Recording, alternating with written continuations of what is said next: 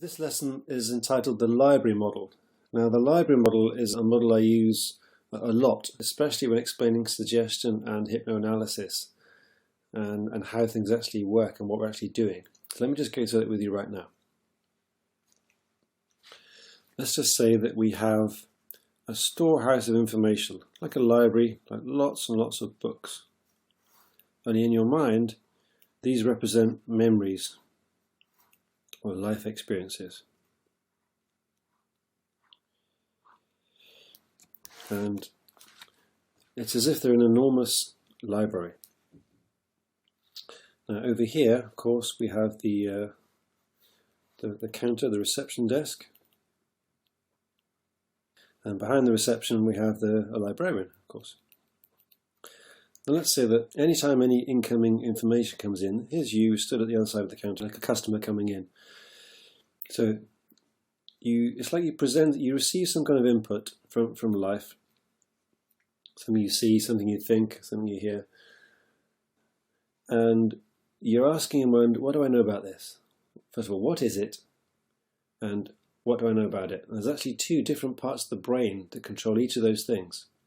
We'll cover that in more detail when we go through neurology a little bit, but two sections of the brain saying, what is this and what do I know about it? So it's as if you present an inquiry to your inner librarian. But your inner librarian doesn't go through every single book and every single bookshelf trying to find information. That would be extremely inefficient. So your inner librarian goes to your handy reference section, just here. And we call this your beliefs.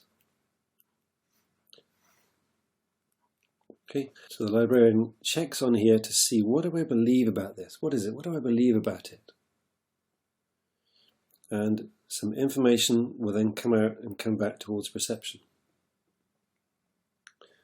Come on to that in just a moment.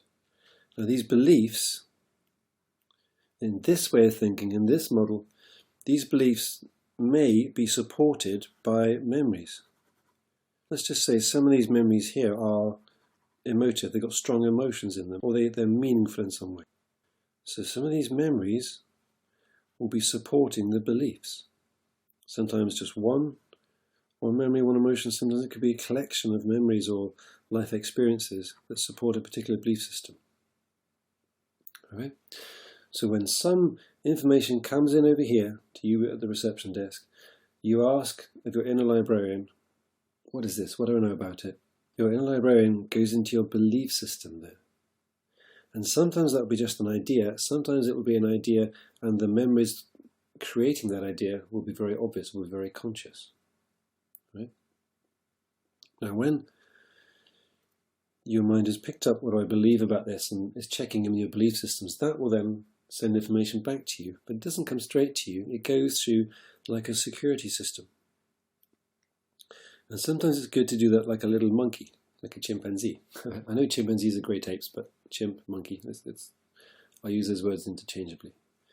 Especially in sports psychology nowadays. So let's just say it comes through your security guard, which is like the primate part of you. And it goes through that first of all as a safety mechanism, so that you don't need to think about responding in a threatening situation. Your body just responds, is ready for you. Right? So it's looking out for some kind of threat, some kind of danger, some kind of uncertainty. And when the information comes back from your belief system, if it is okay, if it's safe, if it's harmless, if everything's okay, this little security monkey just kind of stays gently dozing in the corner, or is happy. Right?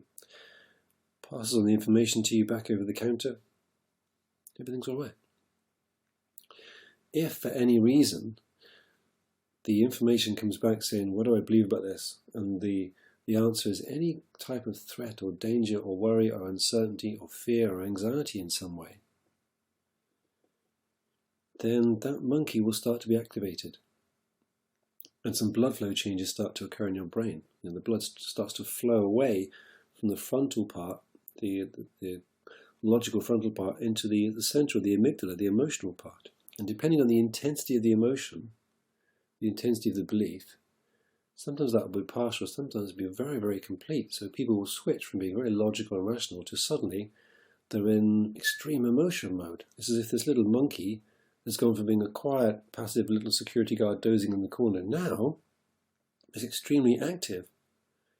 It could be angry, aggressive, could be fearful, trying to escape, could be tense, worried, frozen on the spot, whatever it may be. Think of any typical situation that creates some kind of anxiety in you, or has done in the past, and imagine that this system is being activated. And so the message comes back from the security guard there over to you at the other side of the reception desk, saying, this is cause for concern here. There's something not right here, something we don't know about, something not good here.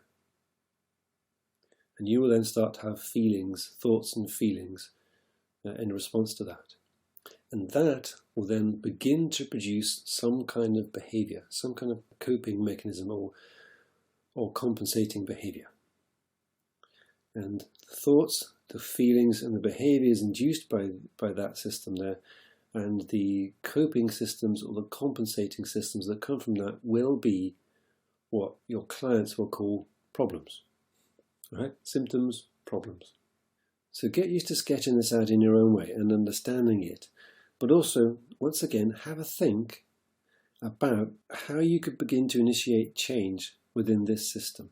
Forget hypnosis, forget that for now.